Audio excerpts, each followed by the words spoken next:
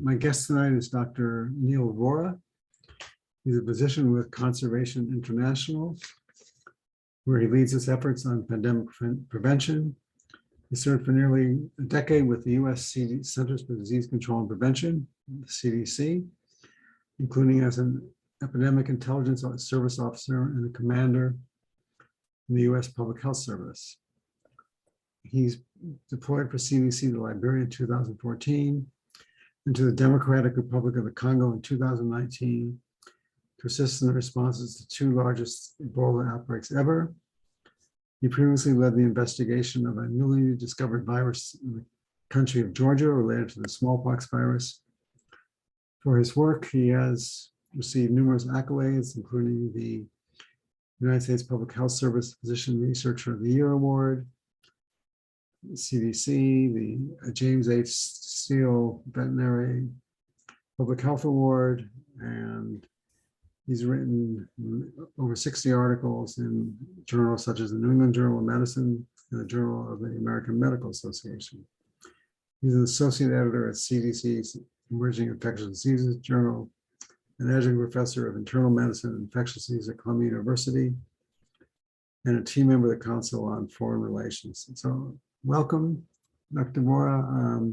First, why don't you tell us what Conservation International is, and then you can, and then we'll look at some of your slides. Thanks, David, for having me, and hello, everyone. Nice to meet you virtually. So, Conservation International is a non-governmental organization based out of Washington, D.C., but works internationally, has country offices around the world. And our goal at our organization is to save nature for people. And so we have a variety of different priority areas, including mitigation of climate change, adaptation to climate change, saving oceans and other terrestrial landscapes as well. And one of the newer areas that Conservation International has been doing explicitly is on pandemic prevention, which is what we're going to be talking about today. But actually, in reality, given the work that Conservation International has been doing for decades, the reality is that Conservation International has been contributing to pandemic prevention through its work routinely, as you're going to hear about today. Okay, so we have some slides. You want to do your presentation first? Okay. We'll get to questions. For those listening, if you have a question, please put it in the Q&A box and I'll get to them. Okay, I'm going to share my screen.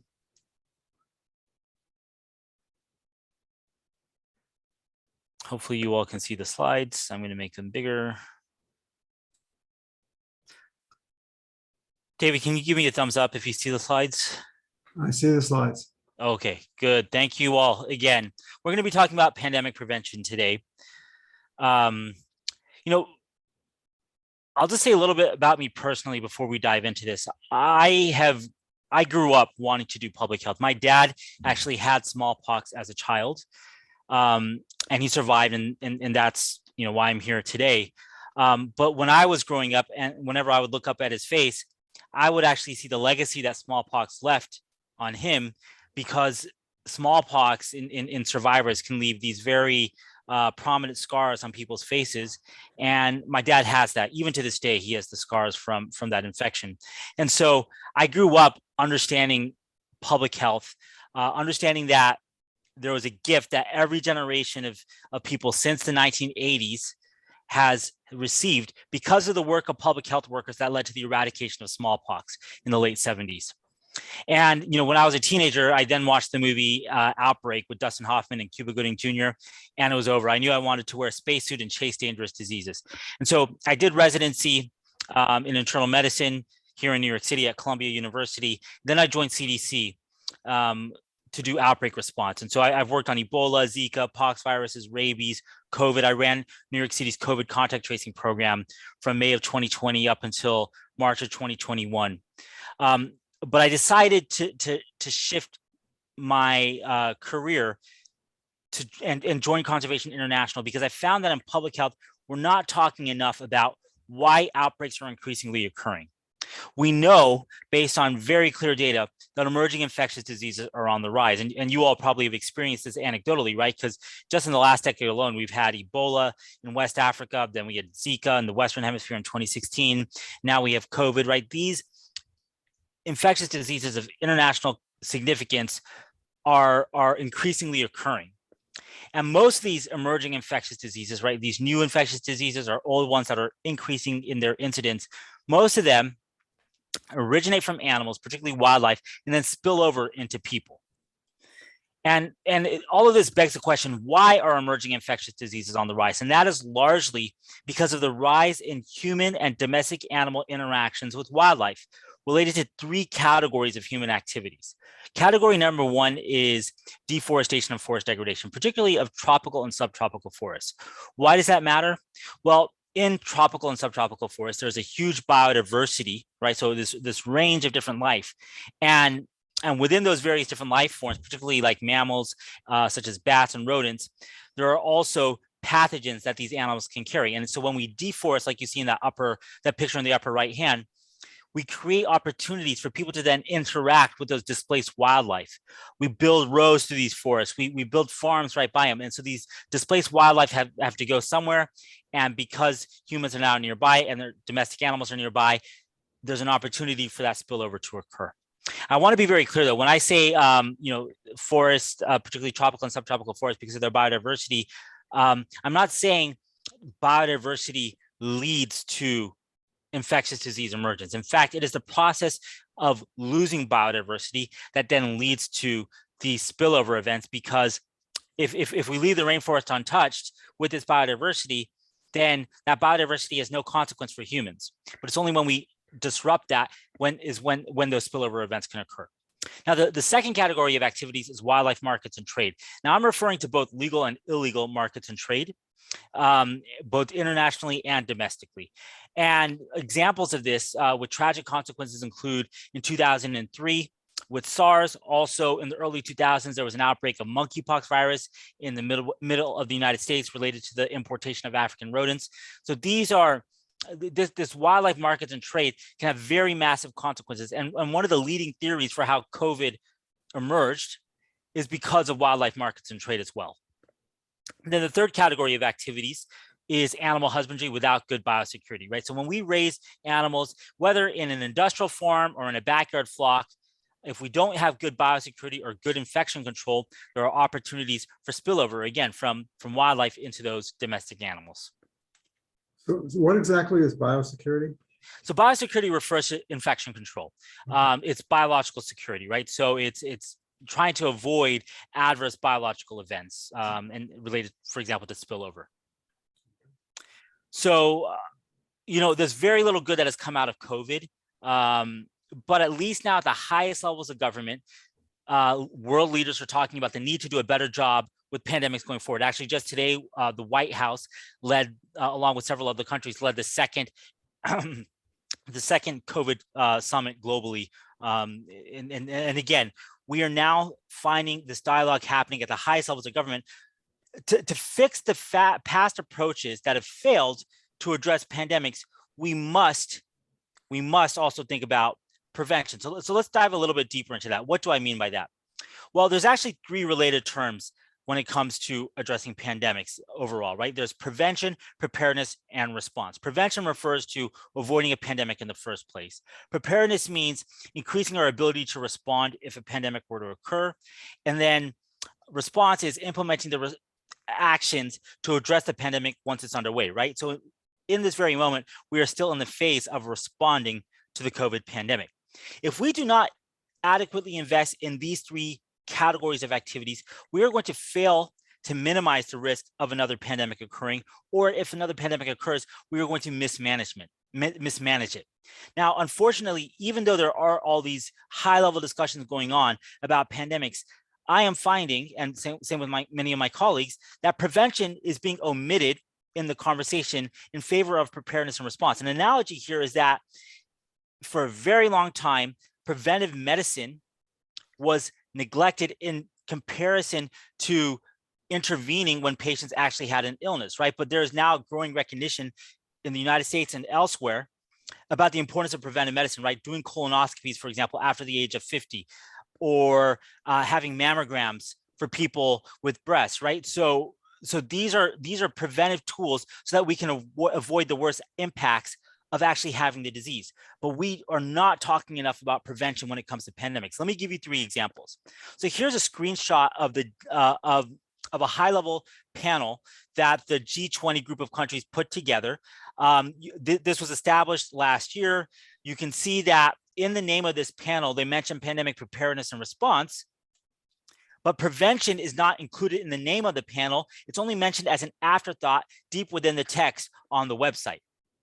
Here's another example. This is a panel that the WHO, the World Health Organization, convened in 2020. In the name of this panel, the Independent Panel for Pandemic Preparedness and Response, they do not even mention prevention. And the final report for this panel was released in May of last year, actually exactly a year ago today. The name of the report was COVID-19, Make It the Last Pandemic. In the 86-page report, there was only 1 mention of the word deforestation, 2 mentions of the word wildlife. How can we make COVID the last pandemic if these dominant global health voices are not even talking about the upstream drivers that lead to pandemics? Here's a 3rd example. This is from the Biden administration in a report released last year. This report basically is about transforming American capabilities around pandemics. On page 7 of the report, they talk about infectious disease emergence, and they acknowledge that habitat loss, climate change are driving the emergence of pathogens.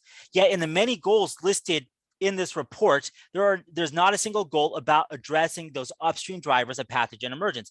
However, they do have a goal around improving laboratory safety to prevent lab accidents, which is absolutely important, but is less likely going to be a cause of the next pandemic than is spillover because of the destruction of nature.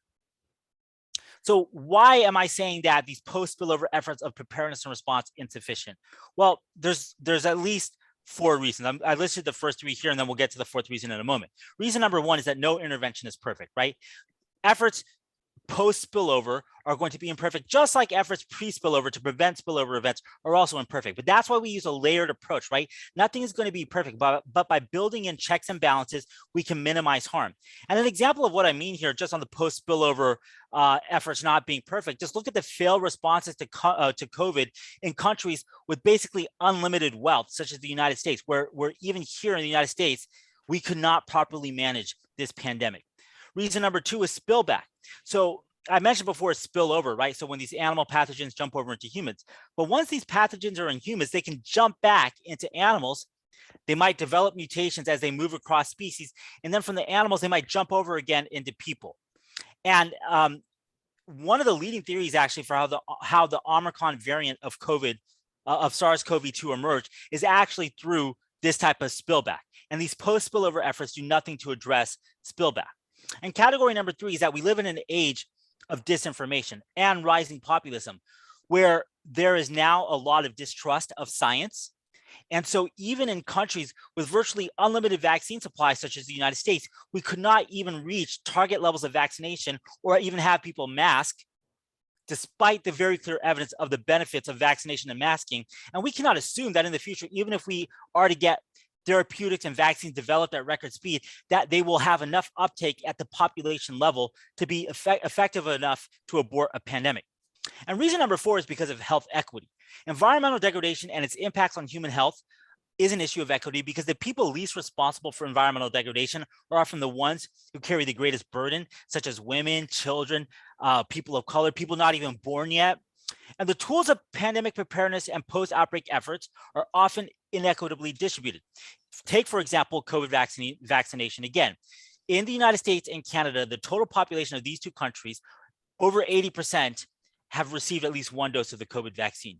Compare that to the total population of the entire continent of Africa, where only 21% have received at least 1 dose of the COVID vaccine. And this is now over 18 months, or well, at least 18 months into when these vaccines first became available. So if we choose not to invest in prevention as an international community, it implies that the global community is tolerant of outbreaks in these resource-limited settings of the world, so long as they do not grow into epidemics or pandemics that affect richer countries. So how do we actually prevent pandemics? Well, there's 2 categories of activities. There are activities that are post-outbreak, right? Because when you have a spillover event, the initial situation as an outbreak, and then if that grows uncontrolled because of an epidemic, and then it can grow into a pandemic, right? So there are the post-outbreak interventions, which is the bread and butter of public health, which is about containing initial infections, i.e. the outbreak, after they have occurred through good surveillance and rapid outbreak response. And don't get me wrong, these are absolutely critical. We must invest in that. But what I'm saying is that they are insufficient if we want to prevent pandemics. We must also invest in activities that are pre-outbreak by preventing pathogen spillover in the first place, such as by stopping deforestation and by improving laboratory safety. So how do we actually reduce the risk of spillover? How do we stop spillover events to the extent that we can? Well, first of all, again, we had to stop deforestation and forest degradation in the heavily forested tropical and subtropical areas. We need to enhance the health and economic security of communities living in areas of high deforestation. We need to ban or strictly regulate wildlife markets and trade that pose public health risks. And we need to improve infection control during animal husbandry. Now, there's a unique moment of opportunity right now. There's this window right now, but it will close soon. We've seen this before in public health, whether you're talking about tuberculosis or Ebola or Zika, where in the midst of an emergency, there's a lot of resources that go into addressing that emergency. But once that emergency recedes from the minds of many people, then those resources then dry up, and then that risk of an emergency of that same nature happening again increases. We are at high risk of that happening for pandemics going forward, unless we take advantage of this very moment we're in right now. So the three opportunities to actually implement spillover prevention in 2022, going into 2023, maybe even 2024, are through the Convention on Biological Diversity, through the World Health Assembly's pandemic agreement, for example, a treaty that's currently being negotiated, and through an international pandemic fund that the G20 just last month decided to create. So you might have heard of the Global Fund to fight TB, HIV, and malaria. The idea behind this pandemic fund is similar, which is basically to fund pandemic prevention and preparedness. But in all three of these tools, there's a high risk that spillover prevention will be omitted unless we make a concerted effort to make sure that they are included. And I'm happy to talk more about each of these policy opportunities if there is interest. So the very last slide here is that I wanted to let you all know that if you're interested in this topic and you want to dive deeper, especially on the policy aspects, just today, my colleagues and I published this comment in the journal Nature, and we basically lay out the policy roadmap with a special focus on those three opportunities I just mentioned. So we lay out that policy roadmap for how to actually implement spillover prevention in the coming years. So with that, I'm going to stop sharing my screen, and I'm happy to take any questions. Okay, so I have a question. So I have a Nature article in front of me and said that that for around $20 billion per year, the likelihood of spillover could be greatly reduced. This amount is what's needed to have global deforestation and hotspots for emerging infectious diseases. And you compare it to how much has been spent so far on COVID, which is the federal government has spent more than 1.7 trillion on its pandemic response at the end of March. Nearly 1 million people in the United States have died from COVID-19. Globally, between 15 million and 21 million. So obviously prevention is cheaper, and also you don't lose the lives. Yep. But I was reading something about the next talk is going to be about the pandemics in the ocean, and the person who wrote it, Drew Harville, was saying that, well, people heard that salmon are dying, but they can still get salmon in the grocery stores. They can still go to a beach, and so they don't really see it in real time. And I think that's also, you didn't mention the role of, is climate change is also creating more opportunities, for, interaction between animals, which normally didn't interact with people before, or animals actually, attacking other animals, which, were preventing these things. So a lot of different questions. Let's talk about the money first. How much? So the United States alone, 20 billion. Are people? Is there any willingness to do that? I mean, look how much money we're giving Ukraine. Yeah, so this is the issue, right? And I mentioned again, I gave you the three examples of the Biden administration, the G20, and the WHO, all putting out these reports about transforming global capacities around pandemics, yet they're forgetting prevention in these conversations. And so, yeah, there is this huge risk that as these policies go get are developed and then finally implemented in the coming 1 or 2 years, that they're going to forget about prevention. And this is a huge risk, right? And now it begs the question, why does the public health sector tend to overlook prevention? And I think there's several reasons. First of all, it's the complexity of the issues, right? It's if you just focus on vaccines and therapeutics, not to say that those are easy to develop, because by no means are they easy to develop, but that those types of technologies lend themselves to a reductionist approach where you can dive deep in and elucidate mechanisms like at the molecular level and then develop vaccines and therapeutics, for example.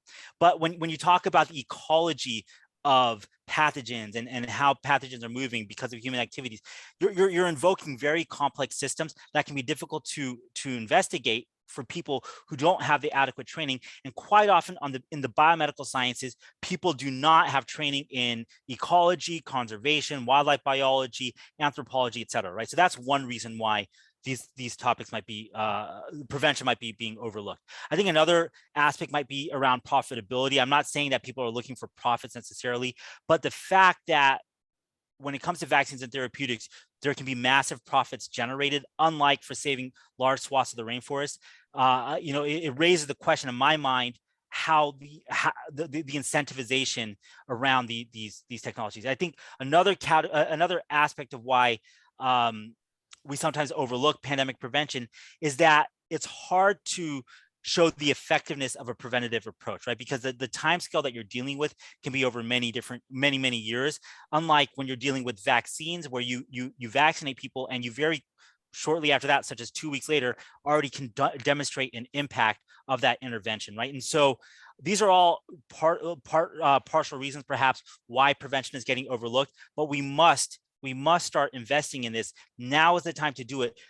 And if we overlook this opportunity, the reality is that we are going to face another pandemic in the near future. In the past 104 years, we have had 5 other pandemics at least, right? So that's on average one pandemic every 15 to 20 years in the past 104 years. So it is foolish of us to think that we're not going to have another pandemic in the near future. And in some ways, we might have dodged a bullet with COVID, even though millions of people have died. And that is a loss that we can never fully recover from, never quantify or anything like that. But what I'm saying is there are worse pathogens out there potentially that might cause the next pandemic. So you were in charge, you developed and led New York City's COVID-19. Sorry, David, before we go to this next question, can we tackle a climate change question? Because that's such an important topic. Of course. So in terms of climate change and infectious diseases, there are a number of different ways that climate change might actually impact the spread of infectious diseases. First of all, as the world's temperature warms up, there might be more outbreaks of foodborne and waterborne diseases just because temperatures are overall higher. And so just like we put food in a refrigerator to make the food last longer and avoid it from rotting, spoiling, as the world heats up and you don't have access to refrigeration around the world or whatever else, there might be more foodborne and waterborne disease outbreaks. That's number one. Number two, we might see more vector-borne disease transmission because, again, as ecology changes, as temperatures warm up in certain parts of the world, vectors of disease such as ticks and mosquitoes might change their habitat, therefore leading to more vector-borne diseases. And remember, vector-borne diseases can have explosive spread and they can be so surprising in many ways. Just rewind back to 2016 with Zika virus. Who would have thought a mosquito-borne virus, Zika virus, would cause birth defects in pregnant people giving birth to child and who were infected while pregnant, right? And so my point is, again, as we see a change in the habitats of these vectors, we might see explosive outbreaks of vector-borne diseases that can have catastrophic consequences. And then another thing, just actually in the last 2 weeks, that was just published in the journal Nature, is a study that shows that because of climate change, animals are going to be moving, or animals that can be vectors for disease might be moving the areas in which they live to find more hospitable conditions for them to thrive. but those areas where they tend to move to tend to be the same areas where people live. So in particular, bats might be moving into new areas of the world, and bats are known reservoirs for a variety of dangerous viruses. And I'm not trying to vilify bats, so we can talk more about that. But what I'm saying is that with climate change, as these animal hosts of disease move, we might see more spillover events. So these are all huge concerns because of climate change. We might see more outbreaks. But what I'm also saying is that when you invest in pandemic prevention, right, such as by stopping deforestation, you're also investing in a solution to climate change. One of the most important ways we can mitigate climate change is by saving rainforests because they are carbon sinks. And so pandemic prevention makes each dollar spent go further because pandemic prevention offers a triple bang for your buck. It helps to prevent pandemics, it helps to mitigate climate change, and it also helps to avert biodiversity loss, which is a catastrophic threat that we do not talk nearly enough about. Okay, so I want to ask about two city programs. I interviewed the head of the wastewater management in New York City. I wasn't even aware till a few months ago that was going on. He said it's been going on since the beginning of the pandemic. And that's being talked about more as a way to detect disease.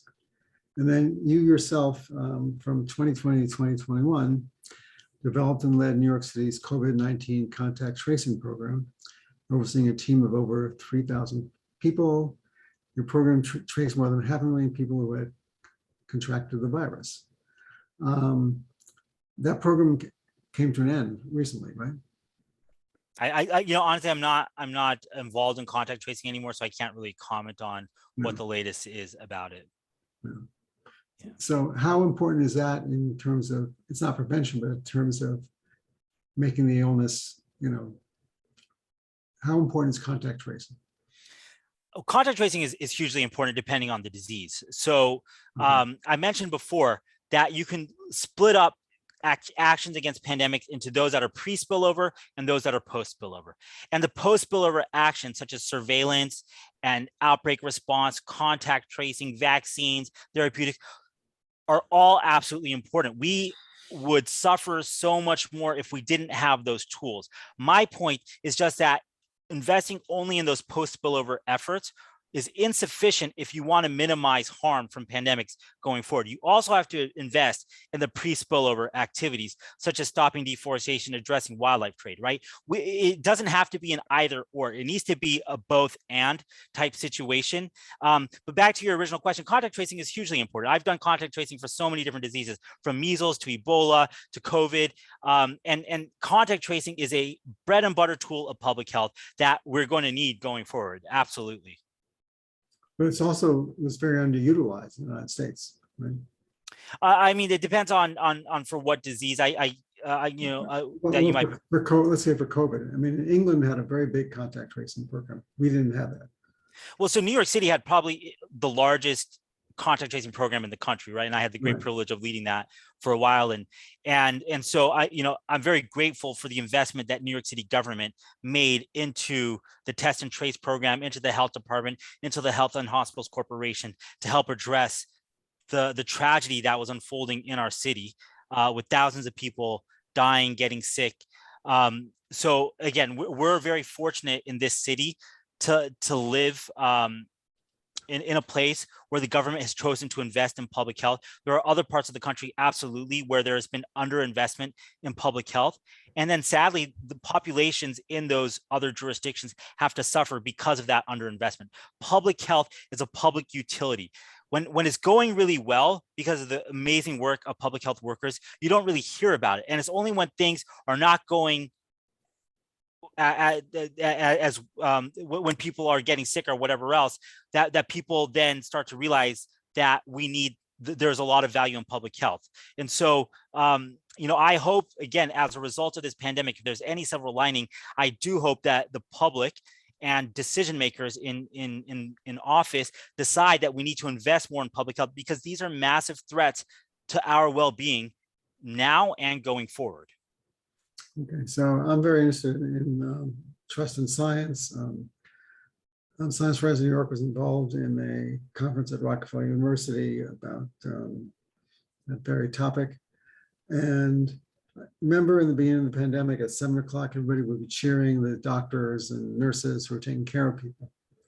Well, that stopped. I mean, the main crisis, the overwhelming crisis stopped. But now, doctors and nurses feel under attack. They feel that they're not being listened to. They tell patients you got to get vaccinated, and people aren't.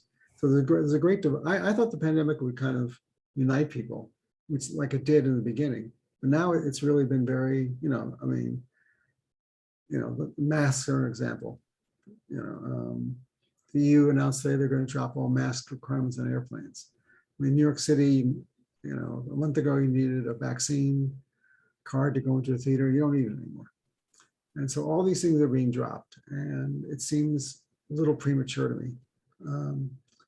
But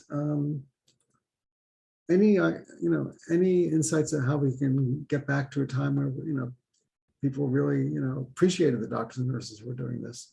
They appreciated the scientists who were doing the vaccines, because we seem to have a great divide, and that does not help. That will worsen the pandemic. Absolutely, you're right. I think this is a tragedy. It's not just in the biomedical sphere and public health sphere that this has happened. We've seen this with climate change. For decades, there have been denialists of climate change science, even though the evidence is so clear that human activities are driving climate to change around the world. And so, now we're seeing this happen in the public health space. I think a lot of the responsibility for this falls on the shoulders of irresponsible politicians who, for personal gain, have sowed doubt in the work in science in general, and in healthcare workers, for example. And that's a tragedy. I mean, the loss of trust in institutions in the United States and elsewhere is going to have long-lasting impacts, in my opinion. Right? It takes a long time to build that trust, but that trust can be lost in a moment. And that's sadly what we've experienced right now. So there's a lot of work that's going to have to be done right now to reinstill that trust.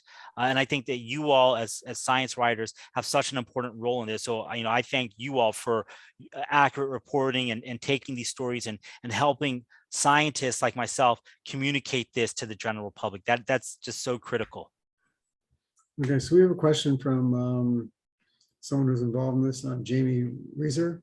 And she wrote, thus far, the Biden administration has not included the protection and restoration of ecological systems, i.e. ecological countermeasures, as an explicit aspect of pandemic prevention. What are Conservation International and other conservation-oriented NGOs doing to influence national and international policy frameworks in this regard? This is the focus of my work. So I'm a policy fellow at Conservation International. I work with a coalition of, Conservation International, of which I'm a part, is also part of a larger coalition of other like-minded organizations that are focused on preventing pandemics at the source. So the name of that coalition is called Preventing Pandemics at the Source. It includes environmental NGOs like Conservation International, Wildlife Conservation Society, WWF, Nature Conservancy, and also public health organizations like Health in Harmony, Harvard School of Public Health, Right to Health Action, COVID survivor organizations such as Marked by COVID, right? So we are a very diverse coalition that are working together because there is strength in having this coordinated approach. So we work together to do our advocacy. And so we advocate the Biden administration, members of Congress and their staff, governments in the global South and the global North, such as in the European Union and Africa, Asia, et cetera. We engage with multilateral organizations such as the World Health Organization. And so our work is largely, as a coalition, is around this advocacy, taking the science and translating it into action. So the paper that my colleagues and I published today was a result of this type of collaboration. And we lay out the policy opportunities that we have for us in the next few years to implement pandemic prevention, right? And so our job now is not about writing papers or anything like that, but it's actually about getting the materials into the hands of policymakers and helping them understand what are the key activities that need to be funded.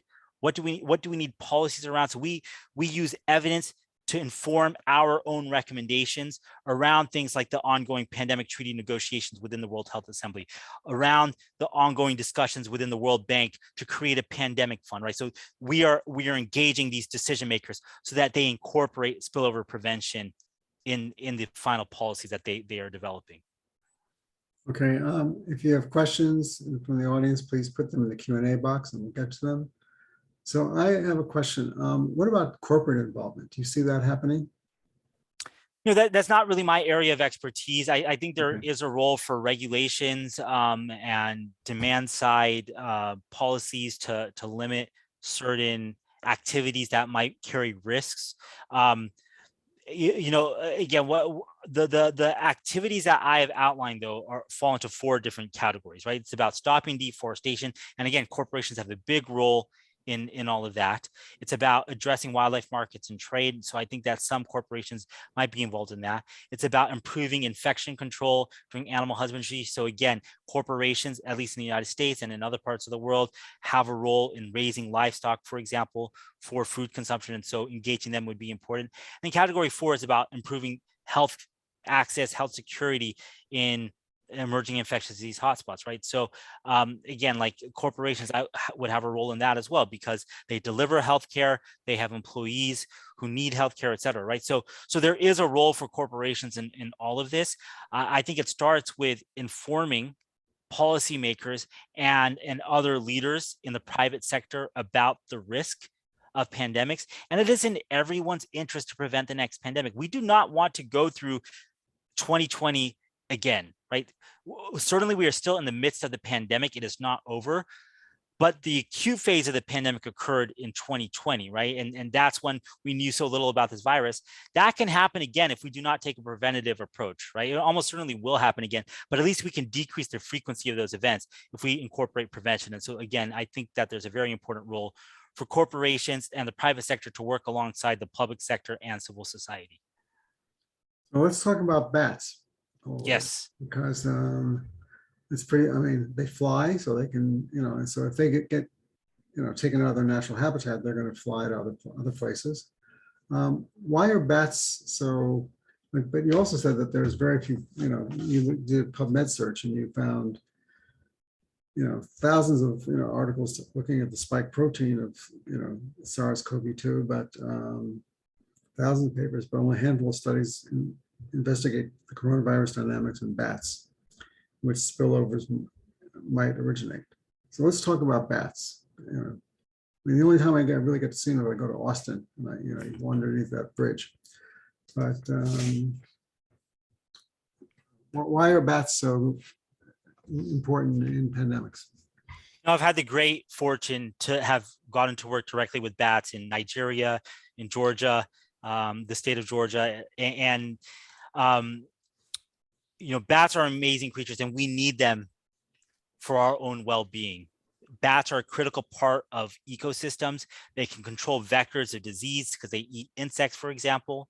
Other bats are pollinators because they feed on plants or nectar. And in the process of doing that, they can pollinate. And we need these ecosystem services that bats provide are absolutely critical for human well-being. At the same time, bats are known reservoirs for pathogens. Some bats are. And not every pathogen are they a reservoir for, but for certain pathogens such as filoviruses like Marburg virus, which is related to the Ebola virus, for Nipah virus, for Hendra virus. These are viruses that carry high case fatality rates, meaning that if people get infected with them, they can get very sick and die at high rates. Now, why do bats have this ability to harbor these pathogens? Well, part of it relates to their ability to fly, just like we now live in a globalized world where a health threat anywhere is a health threat everywhere. And if you get infected in one part of the world and you fly, in 12 hours later, you can be on the other side of the world carrying your pathogen with you, leading to spread, right? And so bats are the same thing. If they get infected, their ability to fly allows them to move pathogens around.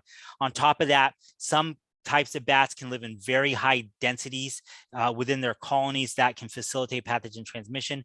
But there are probably other intrinsic characteristics that bats have related to their immune system that also reflect their ability to carry these pathogens in humans, but they might not be pathogenic in bats. And so, The goal here, though, is not to vilify bats and to take a reactive or response and say, let's kill all the bats, because that will not help anyone. That's actually going to hurt us.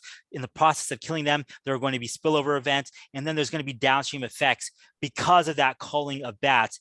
We're going to disrupt nature, and then we're going to have an imbalance that will lead to harmful effects on people. So the goal, again, is not to kill bats. The goal is to leave them alone, let them live in nature and undisturbed, or in a managed area, and then people can live separately, or of course, if you're an indigenous person or you're a local community, giving those people the tools so that if they do interact with bats, that they do so in a safe way, right? It's about risk reduction. It's not about telling people what to do and what not to do.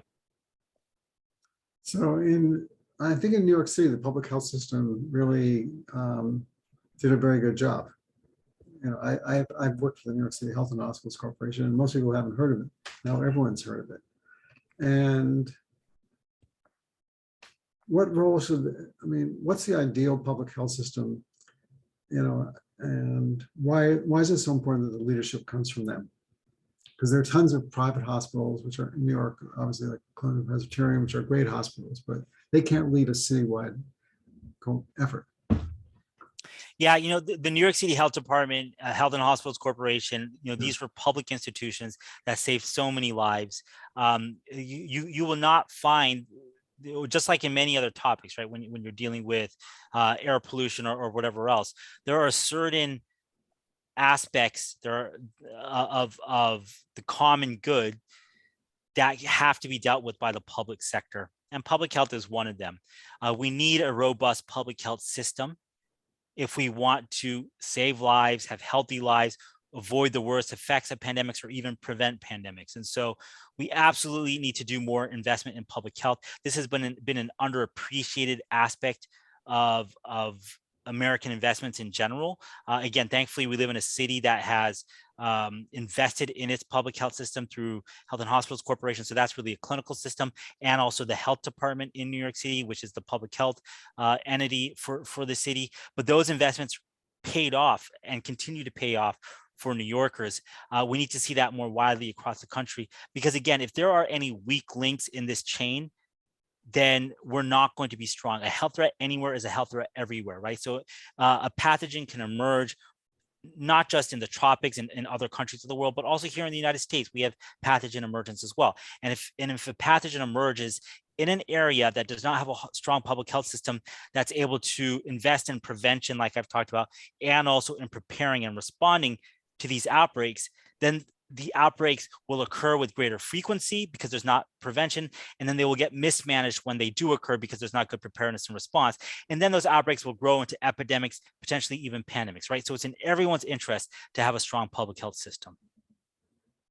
So, I know that, vaccines have been the main focus of, get boosted, get vaccinated, but also Deborah Birx was talking about that social distance was a very big, what of the Spanish flu, that people with social distance did much better. And I think that there's the message on that has kind of been lost. I mean, I think people never really got it. I didn't see people social distance too much. But